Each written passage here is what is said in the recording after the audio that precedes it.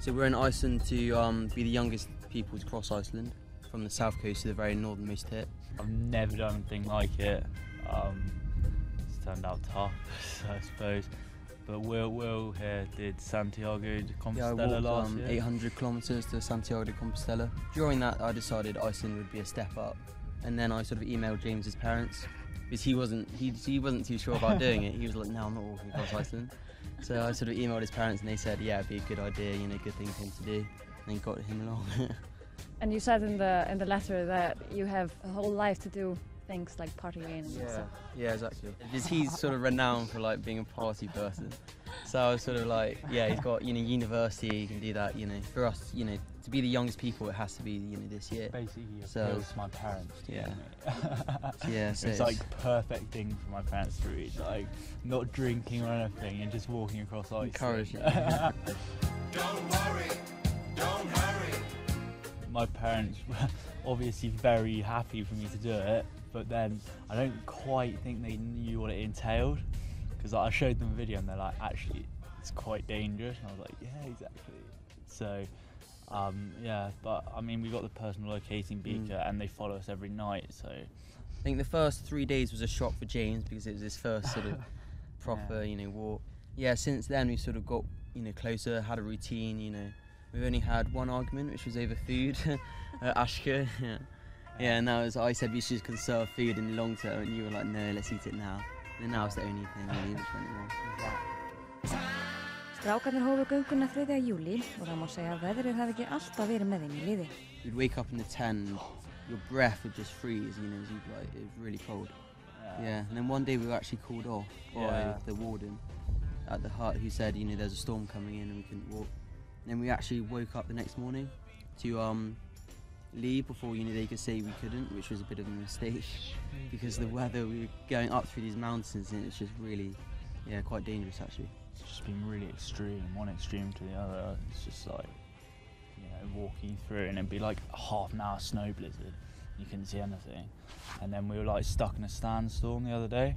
Oh yeah, that was, yeah. Couldn't see like 10 meters ahead. Yeah, you couldn't see anything. And your face was being blasted. Our faces were black, just black sand, yeah. And we were both exhausted and we just got up the tent, yeah. And then all the zips broke on the tent, but that was, you know, that was going to happen in a sandstorm. Because the tent's actually been really good, you know, held up with the weather, but yeah. So we got good equipment for it, but it's hard. Tvikið hefur verið nánast í sínum eigin heimi síðustu 4 vikur og því var fæðing Bretaprinsins þeim glænýjar fréttir. Yeah, I wanted it to be a boy. Yeah. That's so, mate, we're missing all the big news. We like missed Murray, we missed the Lions, like rugby match, yeah. The Ashes is going on, probably not me. Cricket, yeah. Like, cause I'm quite a keen cricketer, and so like, I really want to watch all this, and I got lagged out, so I missed the first 2 tests, which is a bit annoying. Yeah, you have no internet, and your phone is broken right now. Phone's broken, so yeah, it's no contact really. It's just yeah, it was fun. For some stretches we haven't really seen people for say 3 days, and it's just like both of you just have to like keep up with humour, you know, try to like enjoy yourselves, just keep going. Yeah, it's hard. Did you expect this? Yeah, we knew it'd be tough, but I think it's been. Didn't know what to expect, to be honest. It's been harder than sort of anything else we've done. Yeah, just because of the weather and carrying all your food, and it's just so heavy, and it's just every day is sort of especially in the desert in the highlands. So every day was sort of the same train. It was just mentally, you know, just like it's not really enjoyable. So boring, so dull. Just walking along the same road for 9 days, doing just, you know. And what do you talk about? Anything really, gossip at school, like, you know. It's the main talk, yeah. Yeah, just talking about sport, talking about like next year because we're in our last year at school, and then talk about what we might do next year, you know, as a trip, you know, like just ideas really. Talking about. I'm trying to persuade him to go on a trip next year. We want to cycle across Europe from like the very northern, the North Cape, the very northernmost point to Gibraltar.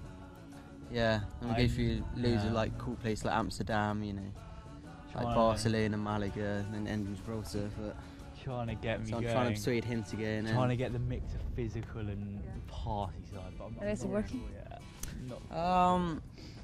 I think he might go. I think he will go. Hopefully. Og Og allt þetta gera þið til að safna peningu fyrir góðgerðarstofnunina Mary's Meals sem fæðir börn í þriðja heiminum.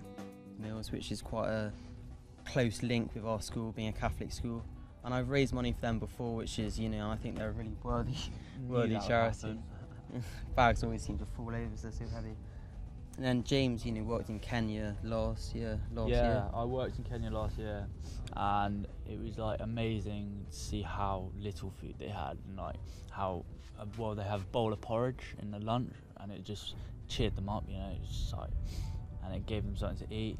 So Mary's Meals, it just sort of appealed to me because, you know, seeing them. Yeah, they give them a free meal, so you know they go to school, get an education, and they get you know fed at school, so for free.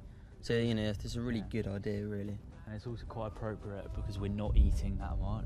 Yeah, so you actually appreciate. Really appreciate now what we have at home. Yeah, exactly. You know, because we're constantly hungry out here, and any food is like, you know, anything is amazing. You know, anything extra. Vinirnir áætla að vera komnir á nyrsta odda landsins á sunnudag og gleðjast yfir fallegri veðurspá. Yeah, Will's got heat stroke. Yeah, burnt arm. This is horrible. Didn't think I'd get burnt in Iceland. Yeah, so it's just ticking down the days now. So 5 more days, you know, and each day will be, you know, plus. It's got a little book where we cross off each day, so it's quite, you know, it's a really sad but good thing at the end of the day just to cross off these like. And you cross off the days, makes you feel really happy. Considering the last few days we've had to cross country, and it's been horrible terrain. So the next few days we're looking forward to nice paths. Just walking along paths instead of having to work it all out ourselves. Þrátt fyrir að hafa ekki hitt marga á undanförnum dögum, bera þeir Íslendingum vel söguna. They've actually been really helpful, as in we've had all the wardens at the sort of mountain huts. They've given us food, been really helpful. You know, told us sort of tips on where the, like, say, the hot springs are, or you know where the best routes are. So yeah, everyone's really friendly. It's weird, as in England, everyone's quite like conservative. Out here, everyone stops, you know, asks if you want a lift or you know if you're okay. So everyone's just really open and friendly. In England, that would never happen. To say no. Yeah. So if anyone watches this and yeah. wants to give us a lift, come to the very northernmost bit of the lighthouse.